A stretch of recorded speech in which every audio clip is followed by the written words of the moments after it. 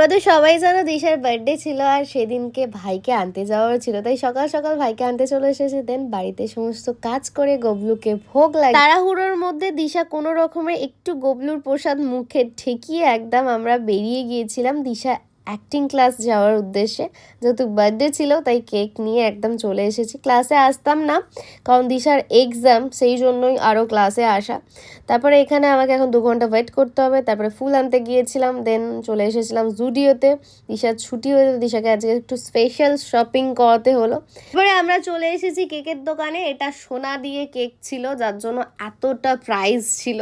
তো সেটা নিয়ে এখন আমরা চলে যাচ্ছি মন্দিরে, কারণ ওখানেও একটু কেক কাটিং করতে হবে ভগবানের সামনে। দেন আমরা চলে এসেছি। চলো আমার রাধা মাধবের সাথে তোমাদের সবাই একটু দেখা করিয়ে দিই। অনেক দিন পর মন্দিরে সন্ধ্যা আরতি দেখলাম, কারণ দিশার অ্যাক্টিং ক্লাসের পরেই ওর ডান্স ক্লাস থাকে, তাই আমাদের বেরিয়ে যেতে হয়, কিছু করার থাকে না। আর সেদিন বেশ আরতি দেখে মনটা অনেক খুশি হয়ে গেল, কারণ অনেক দিন এরকম আরতি দেখা হয়নি। আর মায়াপুরের পুরো ফিল পাচ্ছিলাম। দিশার বার্থডে ব্লগটা আমাদের YouTube channel life is a journey Deepika and Disha, এখানে তোমরা পেয়ে যাবে, তোমরা চাইলে চেক আউট করতে পারো।